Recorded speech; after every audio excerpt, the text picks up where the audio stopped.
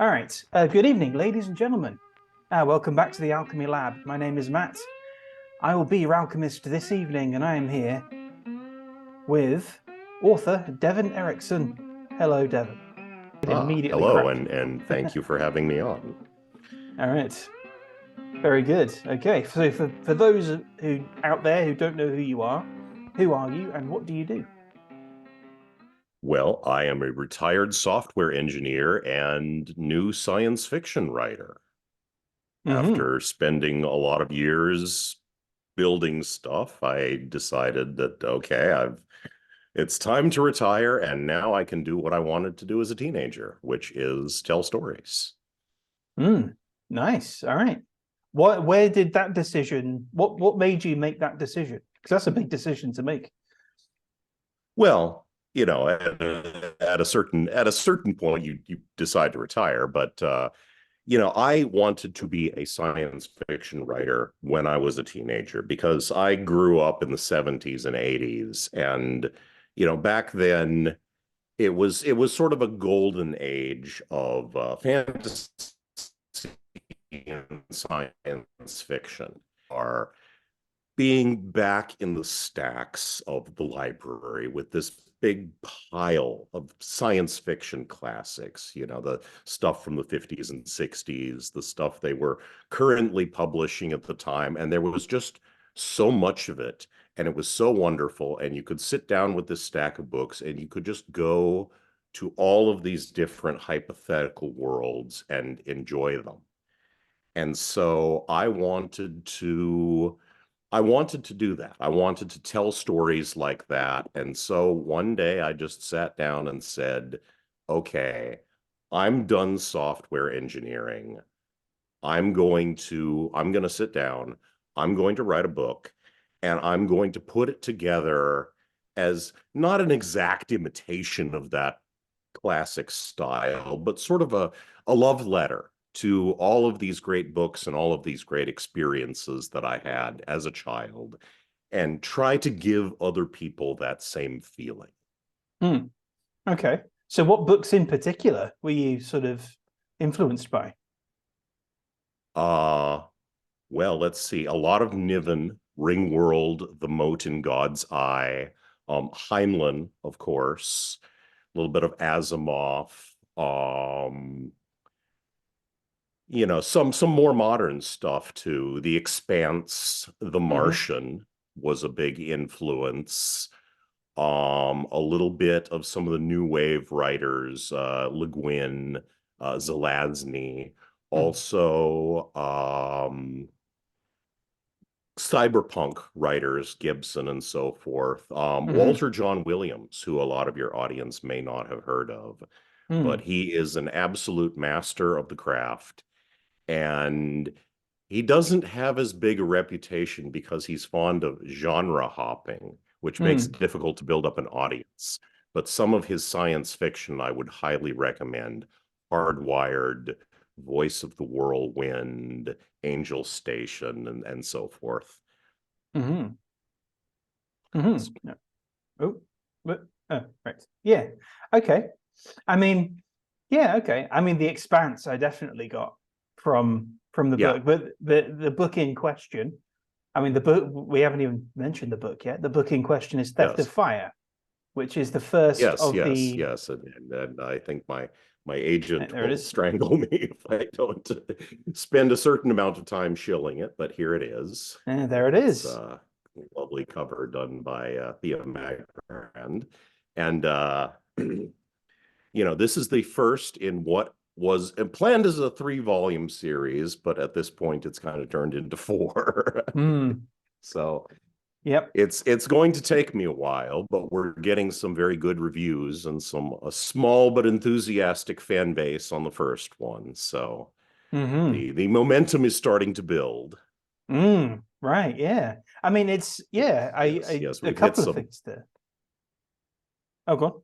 Yeah, we've hit some Amazon bestseller top 100 area occasionally.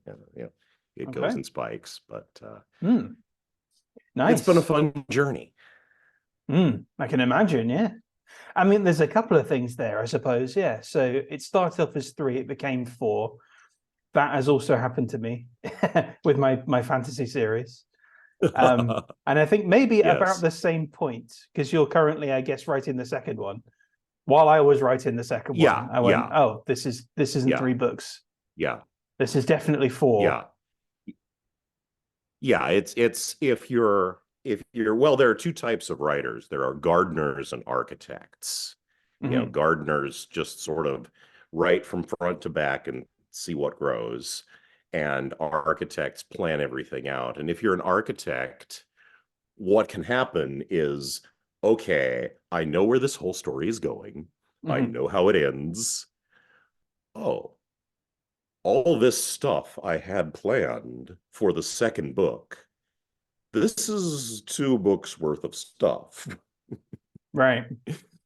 Right. Yeah. So, yeah, architects have a little bit of an easier time writing a series than gardeners do because they kind of know the end when they're writing the beginning and they can plan it all out. And if you're a gardener, someone like, say, George Martin, you Mm. can you can be going along and you can sort of paint yourself into a corner.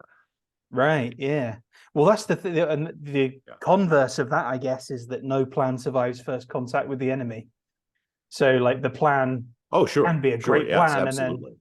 oh gosh, okay, so Yeah, this, yeah. yeah, In my case, it was like I know where the ending is, and I know how I'm going to get there, but mhm, if I get there where I'm planning to get there now, it won't be as satisfying as if I kind of yeah, develop things around it a bit more to make it yeah, richer. And yeah. so it's You a better learn punch. things as you write. So you revise the plan. It's not this sort of waterfall process where you do all your planning up front and then you are simply executing on the plan. I think perhaps a better way to describe architects is not that they plan or that they're outliners, but that we write from general to specific as opposed to from front to back. Mm-hmm. Right. So a lot of the time, my writing process looks like I start out with knowing generally what I'm going to do, and then I start writing notes. I start writing summaries, and I go through lots of different summaries and revising them. I start to write outlines. I start to write little snippets of scenes. And so, generally, working on a novel, I will generally write somewhere between 20 and 40,000 words that the reader will never see. Mm-hmm. Right. That's just all my preliminary setup that gets replaced with the actual text. And I treat writing very much like I treat software engineering, where you start with requirements, you start with a spec, you write, I actually keep my manuscripts in source control, using very much a software engineering type of process. And that helps me handle some of that complexity that you may have seen in Theft of Fire. Mm. Right. Well, let's get into Theft of Fire a little bit on that note because Okay. um right, so what is the setup there? So what is the sort of premise of Theft of Fire? Ah, well, it starts with a petty criminal being blackmailed into going on a mission he really doesn't want to go on.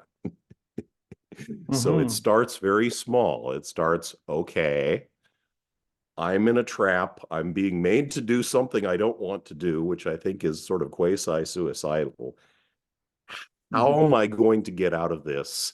How am I going to fight back? And then Mm-hmm. the story, not to give away too much, ends up in the technological singularity and the fate of the entire galaxy. But it starts with petty criminal gets blackmailed. Mm. And it gets right into it. It's like Oh, yes. immediately it's the Yeah. situation is Yeah. in like the first maybe page. Yeah. Yeah. Well, I think it's really, really disrespectful to the reader to do this thing where you're going to give them a homework assignment of do some reading detailing my entire universe from the beginning of time before I'll tell you a story. No, just start telling the story. And that is predicated on knowing the proper place to start. You know, stories don't start at the beginning, because the beginning of every story is the creation of the universe, you know, the Big Bang or whatever. So you don't start a story at the very beginning of all events. You start a story at the point in the story where the reader needs to know the least amount of things in order to get into the story. So it's like we have this point where this man comes home to his docked spacecraft, and there's a very unpleasant and unwelcome guest waiting for him. And the reader doesn't need to know much of anything, because he doesn't know much of anything. Who is this person? What does she want? And the reader can find out along with him. So if you pick your entry point into the story correctly, it becomes very easy to not force the reader to sit through a bunch of boring exposition before they can actually be told a story. Well, it's one of those things there where because the focus is, I think it's fair to say the focus is mostly on these characters.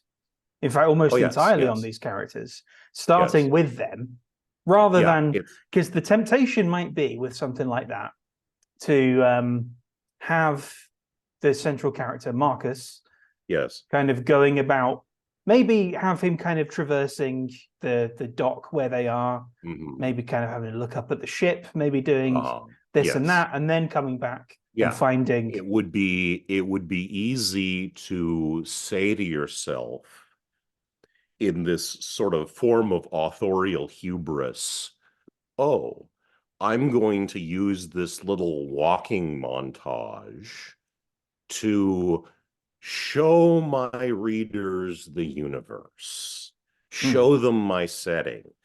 But your setting isn't what they're there for. You know, your setting is just the props on the stage. It can capture the imagination if it's done well, but ultimately it's only the backdrop for what they're actually there for, and that is things happening with people they care about. So you need to describe the setting, but I think that especially in the first book of a series, it's really a mistake to explain it all up front in one big lump. You know, you've got to sprinkle it through.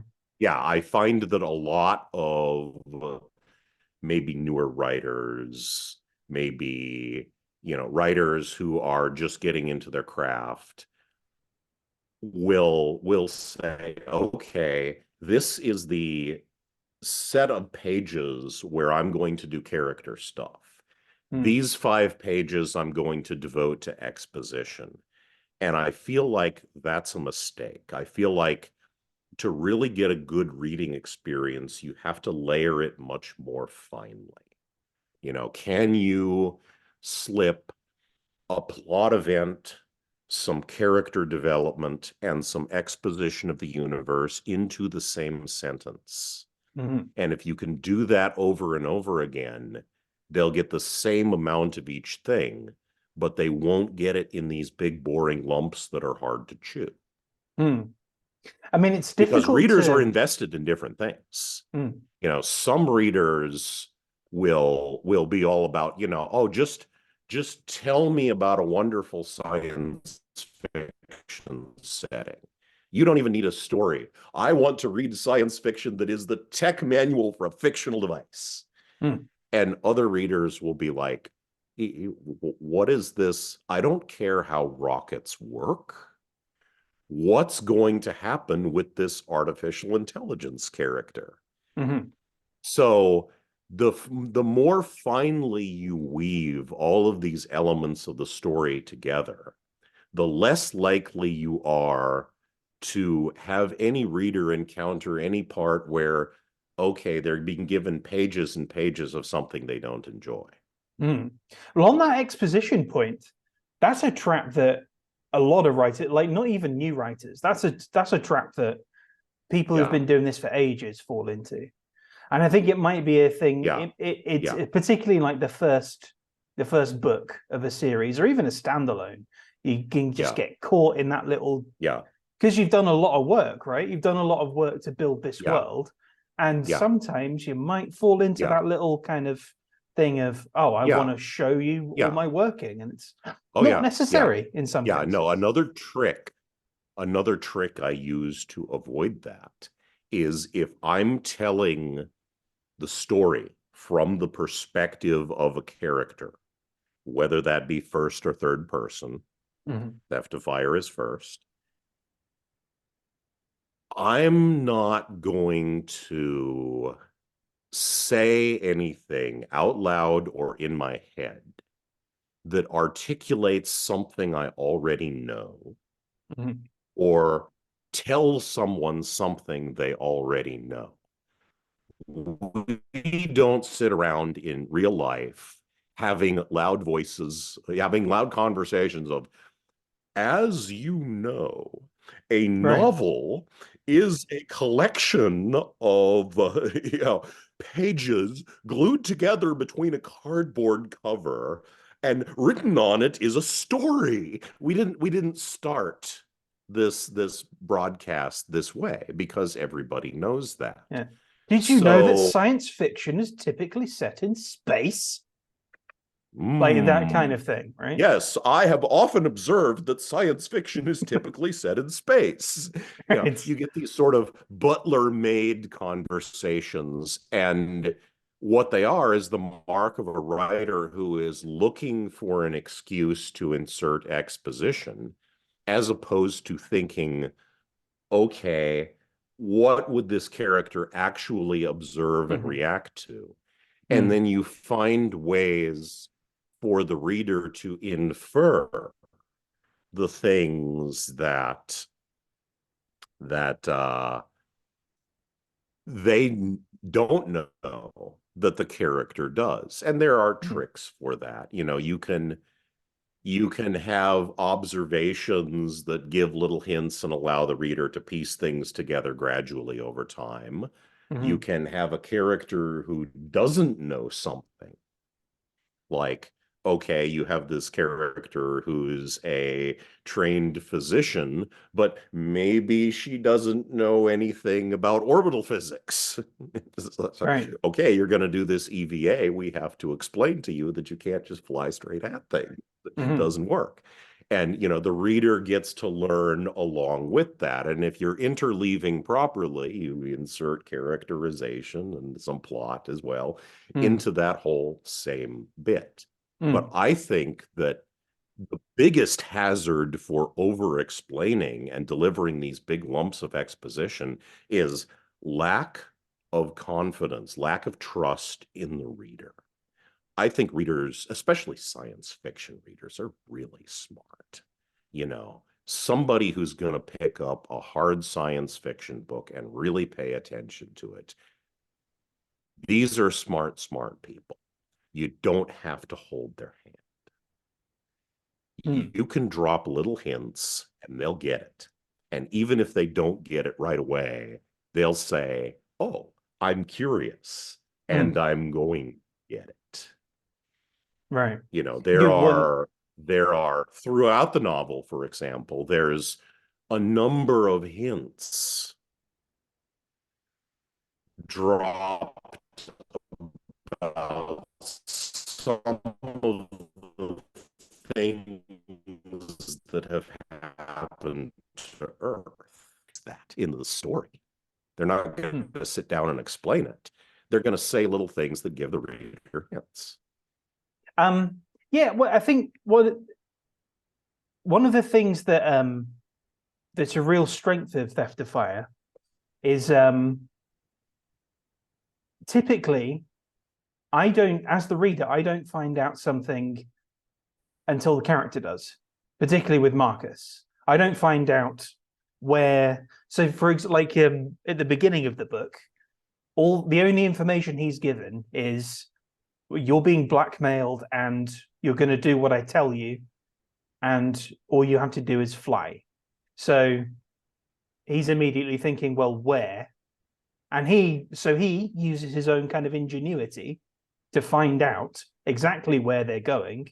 And then from there, you find out, oh, okay, where they're going is not a smart place to go, just in a straight line loudly, which is what the blackmailer is doing. So it's literally kind of the sprinkles in of that kind of exposition coming through. Yeah, is where it's very effective, and where they're kind of where those characters are bouncing off each other.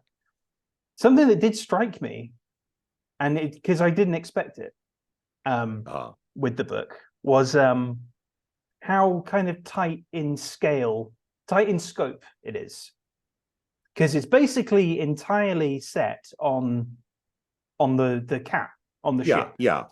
100-meter metal cylinder. And that is something that I love, because I love when a story is kind of condensed into this space. There's a very rich space, and you can really have a people... word budget. You have a word budget, and you can be very broad in scope and touch on things sort of lightly. And there are wonderful books like that that work. I think Robert Jordan's Wheel of Time series has some 2,700 something named characters, all that really come across with distinct personalities. Jordan is really the all-time champion of character creation. And that's great, but you can also do this thing where you keep the scope very small, and then you can go very, very deep into what you're doing. And Theft of Fire is that kind of story. Now, in the sequels, the scope of the story expands, and you get to see some of this human society that you peripherally sort of seen through the eyes of these characters. You get to see it up close. You get to see what's happening on Mars. You get to see what the Belters are doing. But the to set that up, the first story, yes, it starts very tight. Right. Because it's so character focused, it needs that. It kind of almost needs that space just to let them kind of bloom. And the conflict within that space is obvious. It's Marcus's ship. It's his home as well. And he's got this invader coming in who is taking it from him, basically. Well, entirely, because she bought out all his leases. She's taken it from him. And this is a man who really, really, really does not like being told what to do. And he's not this polite, sort of genteel person. He's very blue collar. He's very roughneck, and he's not afraid to express disapproval when he feels it. And so you have him in contrast with this sort of very sculpted, polished, privileged individual, where their completely different worldviews are clashing.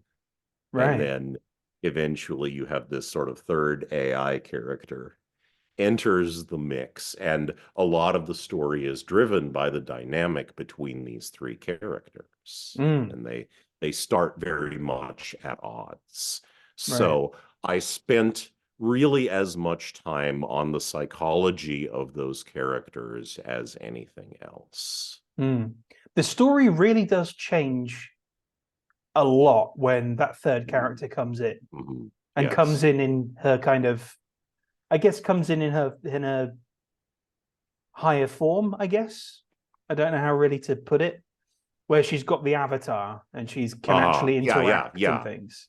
She enters the story sort of in stages, because she is an artificial intelligence, and because her sort of personhood isn't really sort of there fully developed to be thrust into the story and meet the point of view character.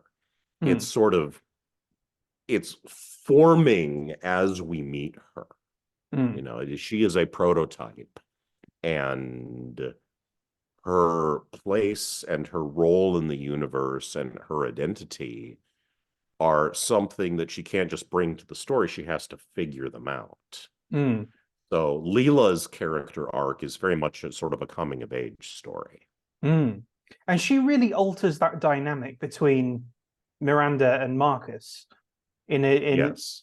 like fundamentally, because it sort of gives him an ally, because he's basically just on his own, and then with Leela, he's got this sort of ally, kind of confidant, and then more explicitly an ally.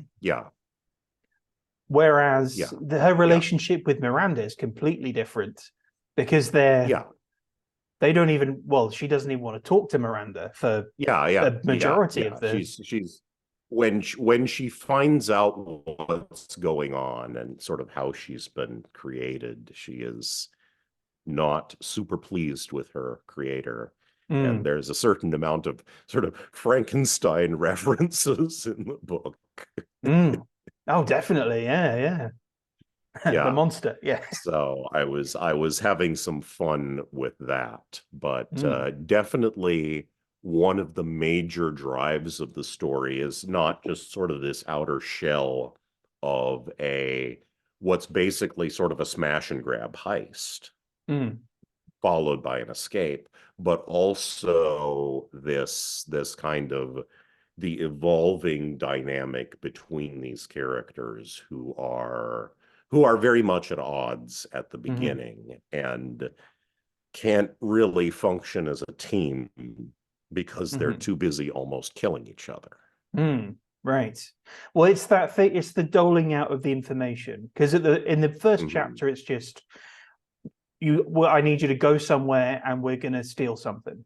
It's like, and you don't know where somewhere is or what something is, and then you find out somewhere, and there's the implication of, okay, so this is a place that has caused a lot of strife in the past, but also has caused a lot of the solar system to flourish. Parts of the solar system to flourish, but which is another source of conflict. And then you find out kind of quite a bit later on what they're actually going for. And it's, oh, okay, so this could actually alter everything. And you don't even get the actual explicit how it will potentially alter everything until really close to the end, because they don't know. And that's often how things work in the real world, is you set out to try and do something and you don't know what the result is going to be. And you kind of like publishing. Right. This is a very long, strange journey between manuscript and here's the Amazon page where you can order it. And, you know, that happens in all walks of life. It happens in research. It happens when you start a company. It happens in all sorts of contexts. There's this phrase in the book, a plan is a list of things that don't happen. Right. Yep. And I deliberately put that in very early on, and it puts the reader on notice. Okay, you know, Marcus has a plan, Miranda has a plan. Neither of those plans are necessarily going to happen exactly the way these people think they are. And it's also kind of in the reader's mind as well. I don't know if it's tropey, but whenever you find out a character's plan, explicitly find it out, the implication there usually is this isn't going to go well. Yeah. Well, characters' plans are very important in writing in general, because a plan is maybe a list of things that don't happen, but it's also, a plan is what characters want.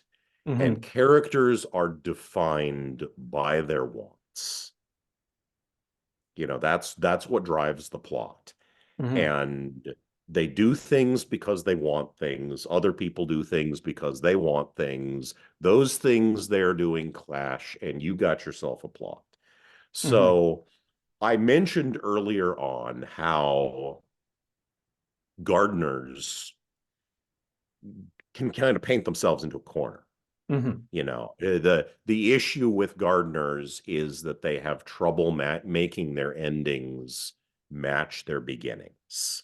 You know, Yeah. and you know, if you look at Stephen King, sometimes his endings seem to come a little bit out of left field because he doesn't know where he's going when he starts a story.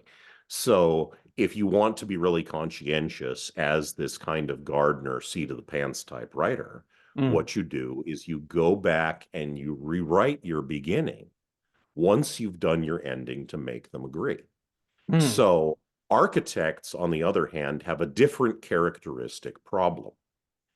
Architects are very good at making their beginning agree with their ending because they know exactly where they're going. The problem that architects typically have, and I was aware of this coming in, is that our plots don't always agree with our characters. Right. Because we have a strong plan for what events are going to happen, sometimes you can fall into the trap of making characters do things so the plot can happen. Well, Yes. the plot calls for this character to do this. But often, as you create the character, you start to find them in situations where they wouldn't do that. Right. That makes no sense at all. So if you're a bad writer, what you do is you come up with some threadbare excuse for the character to do the thing. And then, you know, readers start to, you know, sort of give you the sideways eyeball and say, you know, these characters feel a little thin because they're just doing stuff so the plot can happen. They don't really seem to want things. And if you're diligent, what you do is you change your characters a little bit, you change your plot a little bit, you go back and you create the story and personality of the character so that they're going to do something that's going to drive the plot. And you're also changing the plot, you know, because the character wouldn't do that. Okay. Yeah. If you find yourself in this situation where you're saying, how can I come up with an excuse for a character, for this character to do X? Because I really need them to do X. The thing to do is look in the mirror, slap yourself across the face, and say, stop that. If it makes sense for the character to do Y, if Y is what the character would do, make them do that. Write the plot from there. You know, that's what makes sense.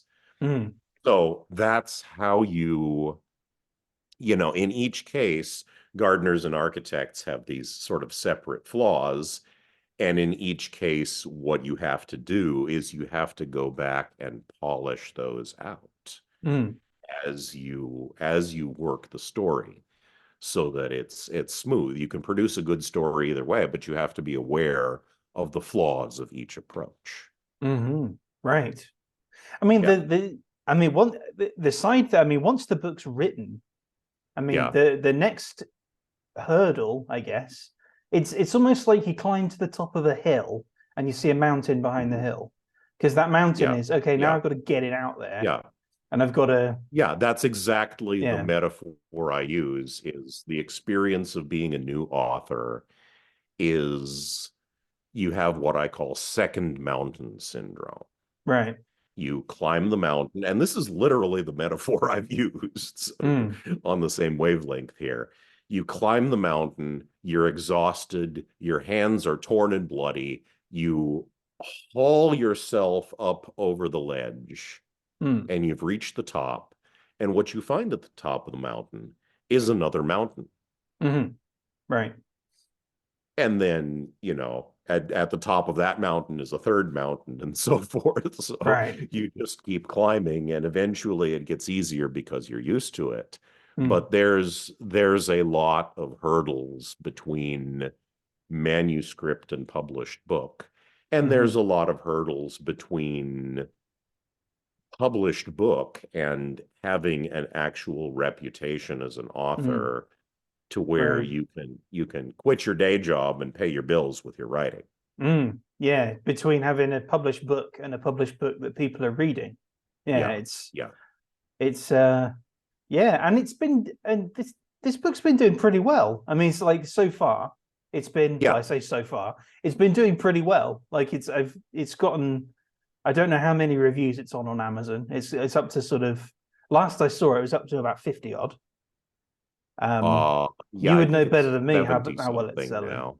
Yeah, Yeah. you would have direct access to how well it's selling. And Yeah. Yeah. Yeah. I've got to give your missus a shout out here because Yes. Yes. she's Yes, my been agent. she has been and the analogy would be she has been marching through the streets of Twitter with a loudhailer, Yes. Yes. occasionally running up to people like me and going, "Is Red Death of Fire here?" Well, now we've got some of the fans doing it, so it's spreading. But Yeah. yeah, it was the fact that it was her doing it instead of me made it Mm, somewhat more socially acceptable. right. It's And it's the not, thing is, it seems strictly speaking, self-promotion. But one of the things that she does say is that if it hadn't been a good book, she would have been so embarrassed she would have had to delete her account. after flogging this thing so hard, right. if it couldn't deliver, Yeah, yeah. that would be a delete your account moment. But It might be, yeah, it might be. yeah, But it's to her credit, it's working. I mean, it seems to be yeah, working pretty well. It got my yeah, attention yeah, anyway, you know? yeah. Well, we've had some levels of success that in absolute numbers are pretty modest, Mm, but compared to debut authors, we're doing unheard of. mm. And compared to debut indie authors, we're doing double unheard You're of. killing it, yeah. Yeah. And compared to some established authors with publishers, Mm, we're actually doing sort of not too badly.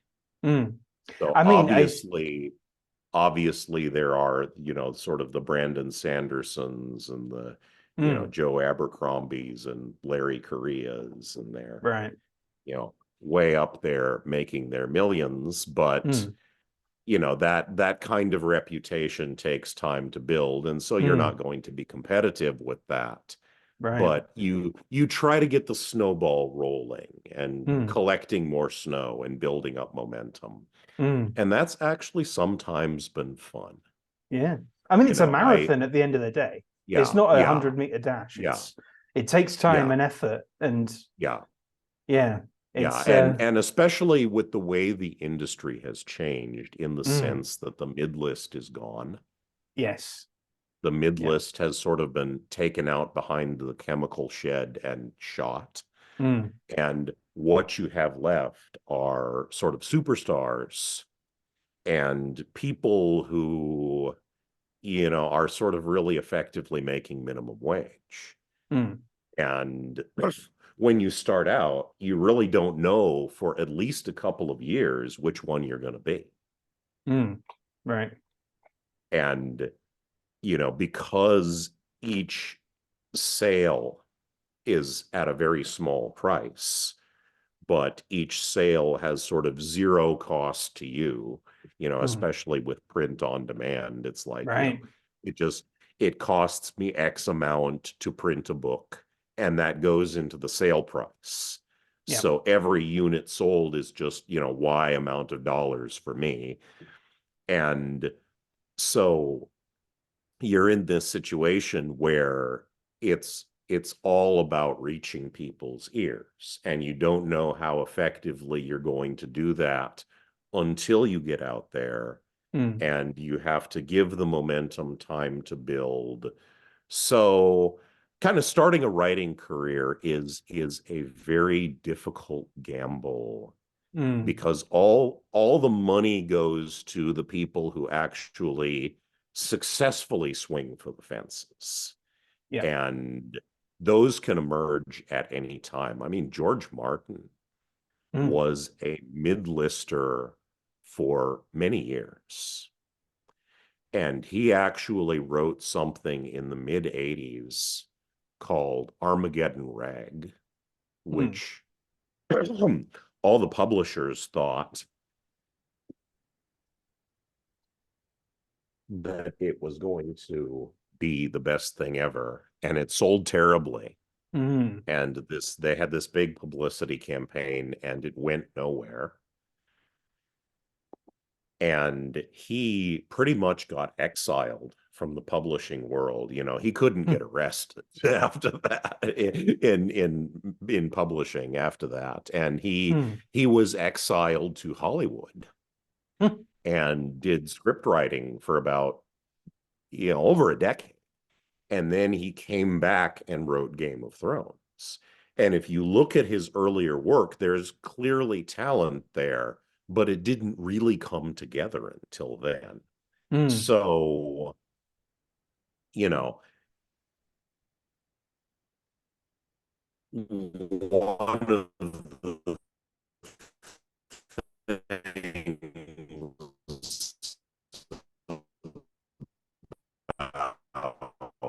right to those really, really high levels of popularity that no one really entirely understands. Mm-hmm. And you just sort of take your best shot and then you take best shots over and over again, and every once in a while you hit something. And there's Mm. all sorts of people in the publishing industry who say they know what the readers want. And I've had plenty of conversations with pompous individuals who are going to tell you in every other sentence that they've been in publishing for 30 years. And then what they do is they go and tell a young Brandon Sanderson, Mm. can you make it darker? Mm. Because George Martin was selling right then. Right. Oh, vampires are so hot right now. Can you put one of those in? Now, you have no idea what people are going Mm. to like. The only thing that people consistently like is good writing. Mm. So the only writing advice is, you know, work on your craft. Mm. Work on your craft.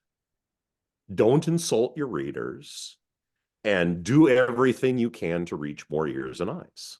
Mm. Yeah. There's no magic formula. You just have to keep working at it. And, the more I work, the luckier I get. Mm. I mean, yeah, to an extent, you have to you make your own luck.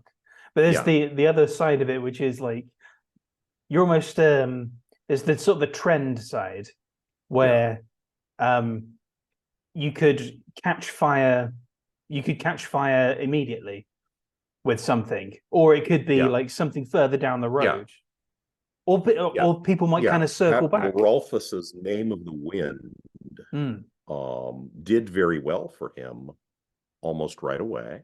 Mm. And that comes with its own set of hazards, because the situation he found himself in is, oh, now you're a debut author who sold millions of copies of your first book. And now you're still kind of finding your feet and you have to follow that up.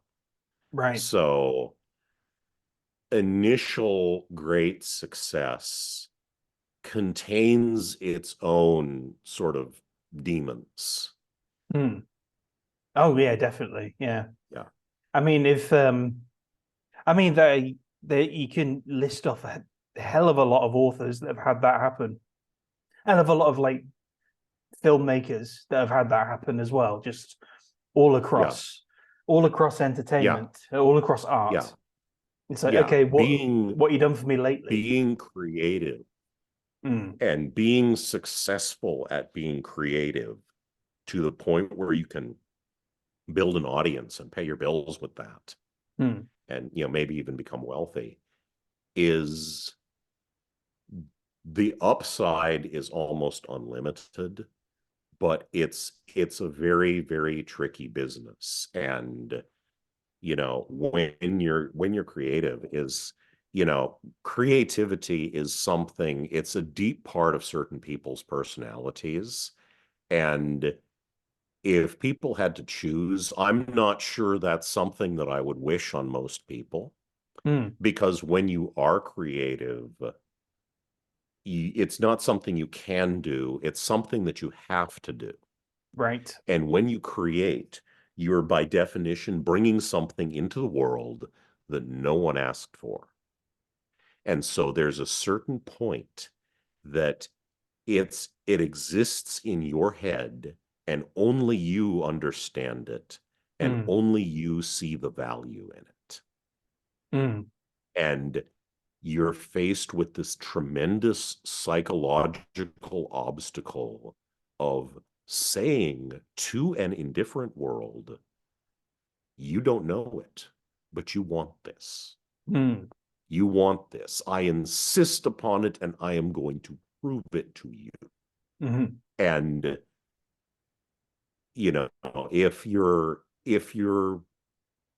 a very sensitive soul and you get discouraged easily, mm, that can be very hard for some people. But they're creative, so they have to do it. You mm, can work a day job selling RV insurance or whatever for 20 years, and you'd mm, be miserable because you can't create. And creative people, when they start to indulge those urges and try to reach an audience and be at least successful enough to where that can be their job, you know, it's very difficult, but the rewards are very great, because it is so much more fulfilling to make something that you can put your hands on and hold in your hands and say, I made this.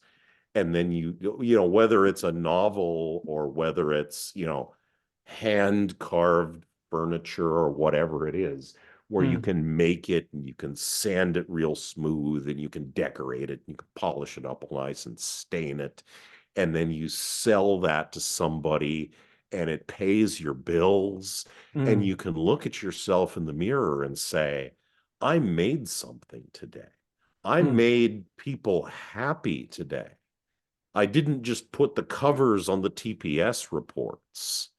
I wasn't this sort of cog in this corporate machine where you're building something people want, but your part in it is so minuscule that you mm, can't see the connection between what you do and what happens.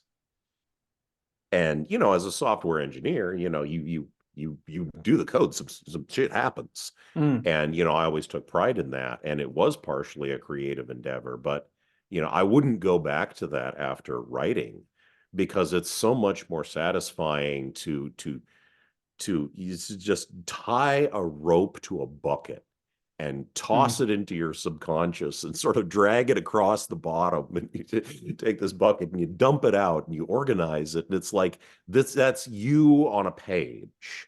And then somebody reads that and says, this is amazing, I mm, need the sequel. There's no feeling like that in the world. mm, mm. Yeah. I mean, and it never gets old. No, Never gets old. you can't get sick of it. I mean, I'll wake up some days and it's like, okay, let's look at the Amazon page. Oh, there's a new review. Mm, Oh, okay, I'm being compared to Heinlein. Okay, I'm mm, having a good start to my day today. right. Yeah. Okay. So this is going to be a 4 book series. Yes, Okay. And you're working on the second one at the moment, yes, although it has now become now that it's become a 4 book series, it yeah. may sort of alter things a bit. Well, Um, it's really that I was working on the second book and there was just too much book to all mm, fit in the second book. Mm-hmm. So I sort of just reached this point where, okay, now I've got to take a couple of days and take all this material I've been building and sort of pull it apart into two projects and Mm. refactor a little bit so that there's a satisfying ending in between them. And Mm. so Right. that's kind of where I am. So I have some of the second book and then some of the third book. Right. Mm. So But now I fully, can focus on the second one and get it out there. right. So fully knowing that plans are a list of things that don't happen. Don't happen. Yes. What what is the plan for release? Are you going to try? Are you going to go for like one a year, or just however long it That takes? is the goal. I released on November 11th. I would like to release the next Oh, one nice. next November 11th. That's going to be a little bit of a struggle because, well, I am self-published, and so Mm. that means that not only am I doing the writing, but my family has learned to become a publishing house, Right. and Yeah. it has been very gratifying to the three of us that some people are saying things like, "Oh, when is your publisher coming out with the audiobook?" "Oh, Mm. I signed up for the publisher's mailing list." Bro, there is no publisher. It's three of us in a house in nowhere, Tennessee, Right. with an editor that I hired in Georgia Mm. and a cover artist in France that I hired. That's Mm. it. So Mm. everything else is just us, and we've had to discover how to be a publishing company. So Mm. that was a significant hurdle to getting the first one out there. The second one should be a little smoother, but I'm hoping to hit a pace of one a year. Mm. And I think, that some indie authors, can churn out three or four a year, but they're doing a different kind of thing. And Mm. it's a little more templatized and a little more like, Mm. okay, Bit more you've got pulpy. your military science fiction with your Yeah. space marines shooting aliens, and you can really churn that out pretty fast. If you're Mm. doing something a little more intricate, maybe there's some people who like that better, but you have to spend more time working at it. Mm. So, yeah, I think one a year is probably a reasonable pace that I can hope to hit and Mm. sustain. Nice. Well, good luck And, to you, I man. think that if people like you enough, one a year is pretty reasonable. I mean, Mm. if you really look at how long it actually took before people got mad at George Martin. Mm. Right. They gave him some slack. They really did. Mm. And he might have gotten even more slack if he hadn't kept sort of lying to people. Yeah. And, That's an awkward Pat Rolfus situation. just came out with some sort of little novella thing, and people are still buying it. So Mm. the amount of tolerance that's there when people really, really love a story is quite high. And Mm. I'm hoping to at least get enough of that so that Yeah. I can have the time to do the intricate thing. Mm. I think George might be stretching that a little bit Well, with what's going on. I Not think that a lot of necessarily all of people, his own making, yeah, you could I say, think a but a lot of people are significant part of very it. angry at George in a justifiable way. Yeah, yeah. And, you know, I'm going to go out on a limb here and sort of stop being a nice guy. Mm. I mean, Neil Gaiman famously said, you know, George Martin is not your bitch. He Mm. doesn't owe you another book, and that's true. George Martin is not our bitch, but George Mm. Martin is a bitch. Okay. Because, you make a promise, and if you're having trouble fulfilling it, yeah, people with character will be Mm, transparent about that. mm, And if you consider the position he's in, having a net worth of, I think it's about $50 million, right. he's got staff for everything. Mm, All this man has to do is write. And if he's painted himself into a corner, all he has to do about that is be honest mm, and say to his fans, hey, I'm really struggling here, and this is why. And mm, this is what's going on with me. And that's just a lot more respectful to people than, oh, it's coming out next year. It's coming out next year. It's coming right. out next year. That kind of wishful thinking of trying to tell people what they want to hear, at a certain point, it's just dishonest. It's What? just dishonest. You have to have more respect for people than that. Right. And, you can say, oh, yeah, readers are customers. They bought the book that entitles them to a book. And, technically that's true. But it's arguing against something that no one is saying. Right. No one is saying we should go have the local sheriff's department go kick down the door and drag George off and put him in a cell somewhere and not let him out until he finishes the next book. No one is saying Mm, that. You know, what I'm saying is that you can choose what kind of relationship you have with your fans. mm, You can treat them like customers, or you can treat them like somebody that you have some sort of social relationship with. mm, If one of my wives has like a shoulder strain, right. it's like, can I get a back rub? I'm not going to say, well, I don't owe you that. I'm going to say, okay, we have a relationship. We do things for each Hmm. other. And, Right. okay, here, let me see if I can fix your shoulder here. So Hmm. I feel like that a little bit, at least with my fans. It's like, you took a chance on a new author and, Hmm. you paid Amazon or whatever, $10, and I get for the ebook and I get some of that. But you're also out there telling your friends. You're Mm, also out there writing reviews. You're doing stuff that you don't have to do. And, when fans want something, I'm not going to say, oh, do I have to do that? Am I hmm. contractually obliged to do that? It's, Hmm. is this reasonable? Mm, You know, right. and it's not reasonable for me to put out the sequel in 6 months. It Hmm. may not be reasonable in 12. May need 15, but it's Right. reasonable to expect me to be transparent about how things are going Hmm. Right. and to make a real sustained effort to deliver on my promises. Mm. I mean, the fact that I think And that I think, series began and yeah, like the TV series began and ended yeah, while he was still on the same book.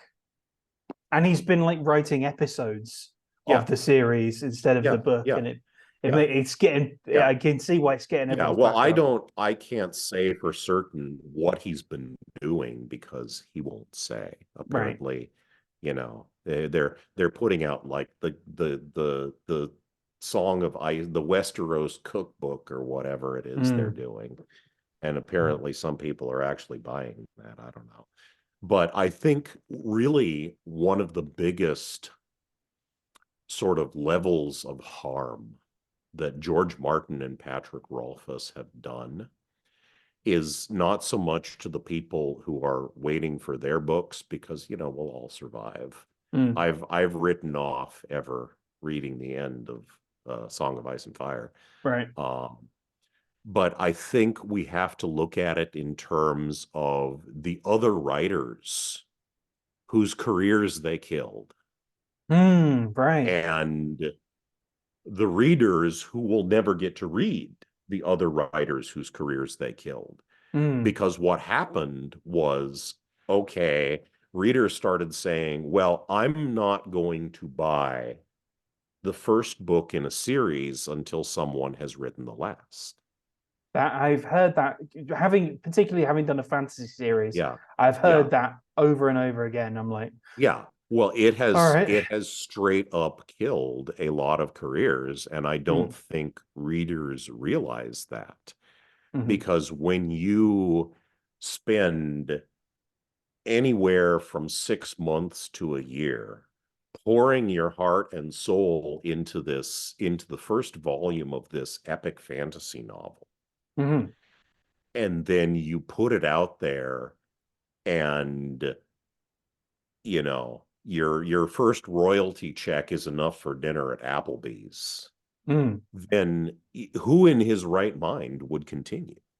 mm, So sometimes creative people, we aren't in our right minds, mm, but sometimes we also can't afford to continue. Not everybody is a retired engineer hmm who doesn't have to work, and can devote full time to trying to be successful.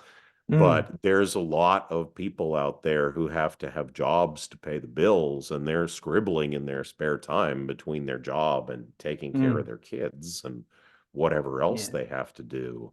You got And to then set that time somebody aside. says, Yeah. yeah, You got yeah, to really set it says, aside. I'm not going to buy that until the series is finished. Mm, And they're really angry at George Martin, but they're not effectively punishing George Martin because George Martin is untouchable to them. mm, George Martin is rich, fat, and lazy, and he can roll around on a pile of cash and laugh at mm. them. It doesn't have to You look you in know, the eye. Yeah. Right. they're punishing the next generation of people who would have been as successful as him. Mm, right. And it is, I mean, it is having like I mean, one of the biggest things people don't kind of realize it's just the time factor of Hmm. having to, especially if you've got that little thing up here that says Yeah, you must write yeah, something today, or I'll be yeah, very unhappy with you. And you have yeah, to go, okay, right, okay, I'm going to set that time aside then. I'm going to block out yeah, this time, yeah, and that time could be used. I mean, for a lot of people who don't have that little voice, it's like, yeah, well, why didn't you like, I don't know, you could have like, I don't know, done any number of things. It's like, I know I could have. yeah, I know yeah, I could have, but yeah, this wouldn't have shut up if yeah, if I'd had done other things. Yeah. And you yeah, mentioned like but I think having like having that sort of network of people around you in particular, like having that kind of network and having not necessarily having that yeah, like I need I don't know. I like having this sort of it's not gonna like mean you have to sell your house if it doesn't do yeah, well. You're sort of yeah, creating in a yeah. thing. And you've got the You yeah, have to have that financial cushion, and right. you have to have social support. Right. You need people who believe in you even when you don't believe in yourself, Mm-hmm. because you're going to have some days where you don't believe in yourself. Mm, You're going to have some days where you hate everything you have written. right.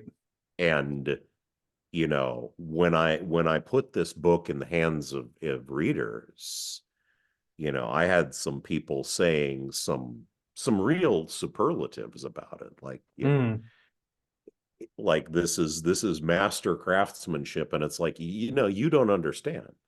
There are some days where I hated every word and thought it was garbage. mm-hmm.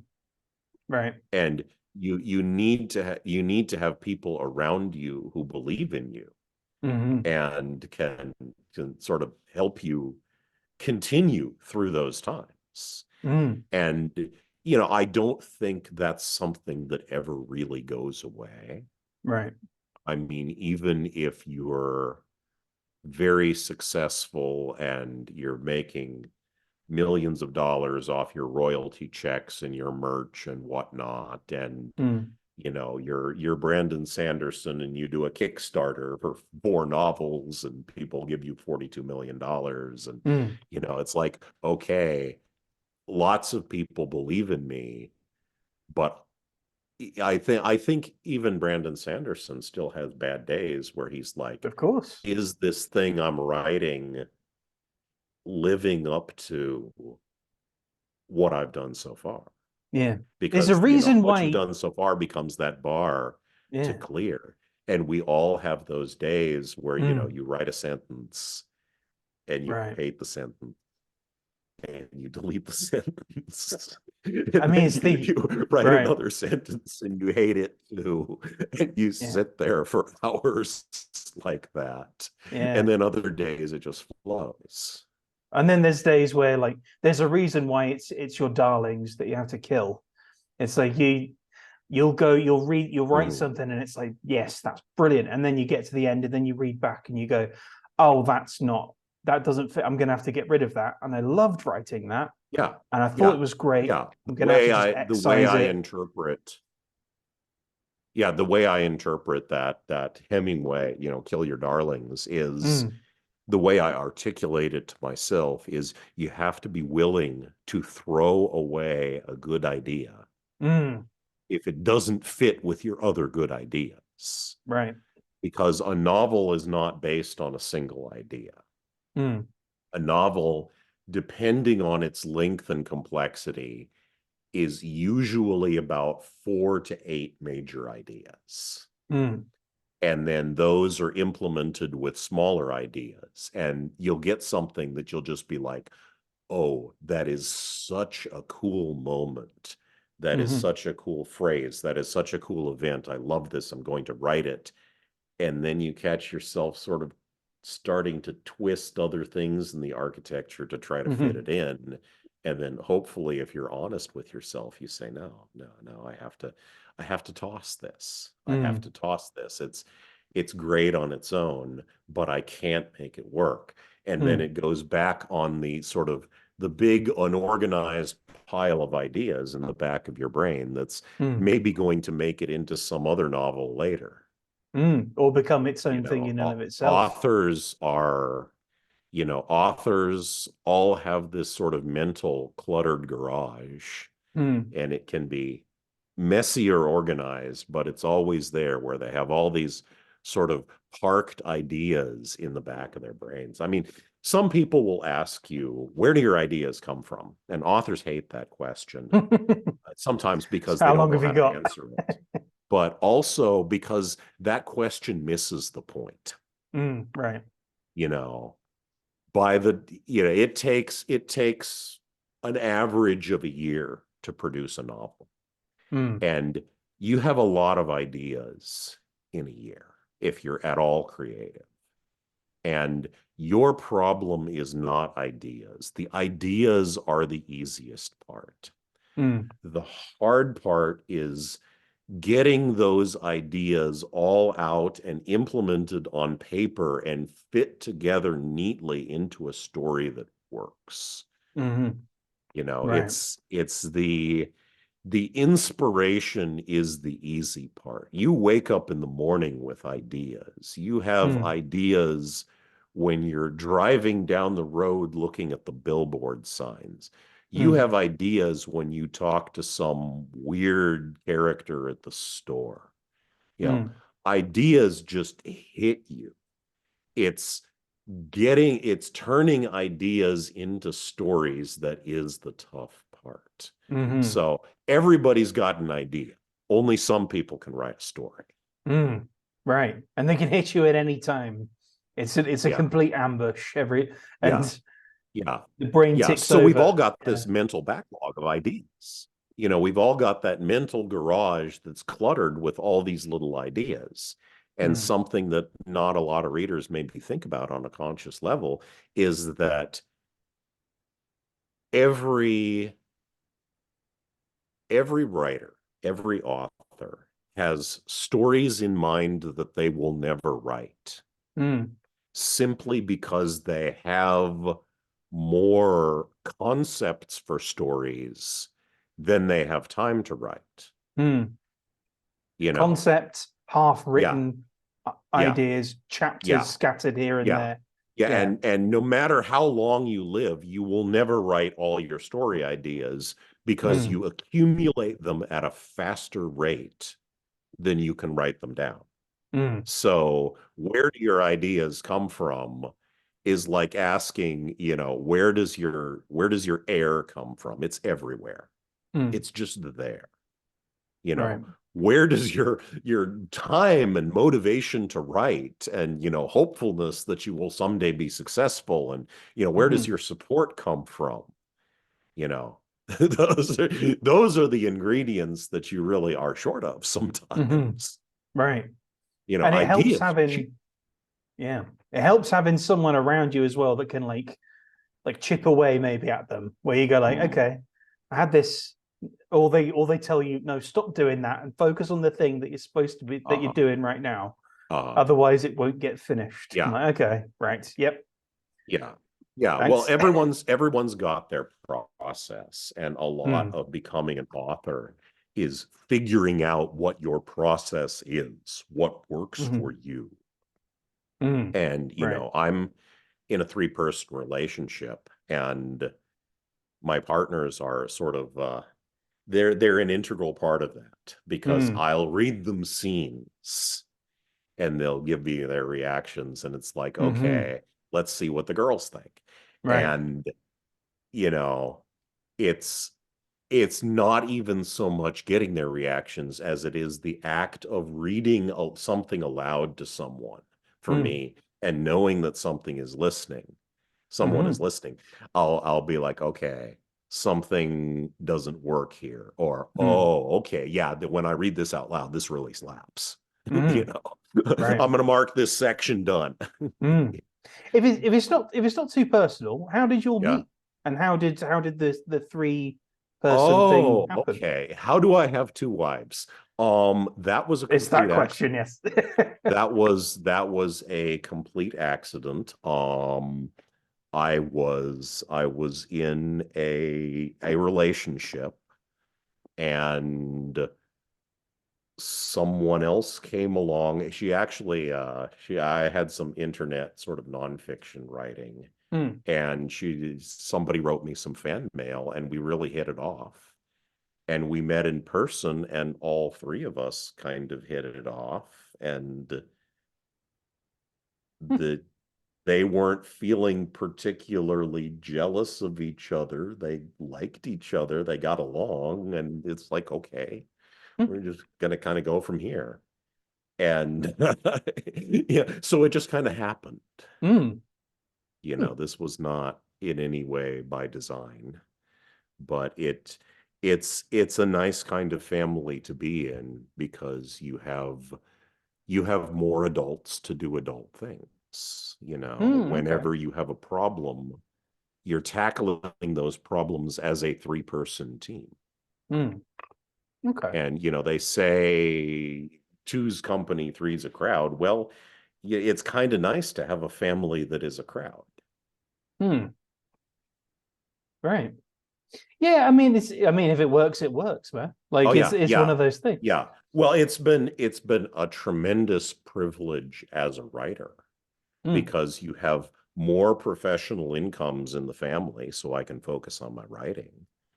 right. And you have, more people for, feedback and emotional support, Mm, and, to do tasks. I mean, one of my wives is, she's running my website and mm-hmm, doing sort of the technical end of stuff. And she's also a mathematician. mm, So a mm, lot of the very complicated calculations I needed to do to get all the hard science right, mm, she helped with that. I mean, I'm pretty good at it myself. I'm a software engineer, but sort of working out spreadsheets for some of the higher level math, like, okay, here's this orbital slingshot maneuver. What are the velocities and times? right. And you know, she helped me out with that one. And the other one is my publicist, because she's the Mm-hmm, extrovert of the family. right. And she's out there on Twitter and everywhere else online banging the drum. Mm-hmm, And I couldn't do that. I mm, be, completely lost. I would, every project needs a cheerleader, and sometimes that is a very different personality than that creative person who's mm, in their studio, sculpting the clay or whatever. mm. Yeah. So we're very much a team, and the success that we have had so far, Hmm. and the fact that now publishers are reaching out and calling us Mm. is very much the effect of all of our contributions. Nice. So, that's why there are so few good authors out there, is that it's not just about having the talent, it's about having the talent and the support network and all Mm. of the other elements that allow you to try something like this. Right. And Well, I've been what I find, like, they're very out there. It's just fortunate. they're, Although, yeah, yeah, they're out there. They're just sort of hidden. yeah, Yeah. And sometimes you need yeah, I think, sometimes you need an extroverted yeah, wife to just scream, yeah, read this person's yeah, book. yeah, You need to read. yeah, yeah, yeah. And I think with the collapse of the traditional publishing industry, Mm. especially in the sort of fiction area, Mm. we need, as a culture, if we want to have good books, we need to find new ways to support writers, Mm. because there was a lot more good fantasy and science fiction in the late 20th century than there is today, Mm. because the robust support networks were there. You could write part of something, and then you could go to a publisher and they would say, yeah, this looks good. Let me give you an advance so you can pay the bills. And then we'll publish the finished work and we'll get it out there and make sure people are aware of it. Mm. And so there was this sort of golden age where you really just had to be able to write. I mean, Mm-hmm. it was tough. Even so, you got rejected a lot, but there was a path. Mm. And now, the advance is almost a mythical creature. I mean, I had some publishers for audiobooks reach out to me, and the advances they offered were, you know, I was trying very hard not to laugh in the conference call. They were Mm. very small indeed, Mm. and they seemed to think they were being generous, because I'm sure that a lot of people are getting less. Mm. Um, so that's really just, that's no longer there. And you have a publishing industry that, well, to be diplomatic about it, a lot of them are now more interested in publishing the books that they think people should read, Mm. as Yes. opposed to the books that they think people want to read. Mm. Focusing on the person instead of the story they're telling as well. Yeah. Yeah. Well, the person and the message. Right. And that's something that I am really not into. Mm. It's like some people see their fiction as a lectern, and they're Yes. going to stand behind it, and they're going to lecture you on the way the world should be. Mm. And it's like, okay, you have your social, political, economic opinions or whatever, and that's fine, and you can say those, but you're writing fiction. And so you're what you're saying is going to into this box labeled story. And people are opening up that box. And what's inside is not a story, but a lecture. Mm. And that's kind of a bait and switch. Yes. And there are a few people who enjoy that.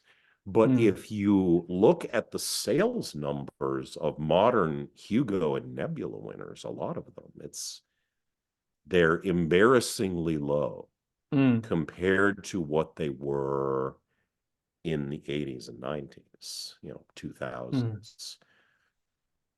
And I think that people are sort of, they say, oh, nobody reads anymore. Well, yeah, that's the reality you created. Mm. That is down to you, because you're not giving them things that they want to read. Mm. You've lost respect for your audience, and you're seeing them as someone you own and can preach to, Mm. instead of seeing them as someone whose tastes you must care about and treat with respect. Mm. And so I don't see fiction as a lecture. To me, it's a pie. Here, I baked you a pie. I hope you enjoy it. Yep. And, what is the pie about? What are you talking about? It's pie. It's about pie. Yeah. So there's some clever little themes and allusions and stuff in Theft of Fire, but it's not a lecture. It's not there to convince you of anything, and you don't have to pick up on that stuff. That's not the point of the story. The story is,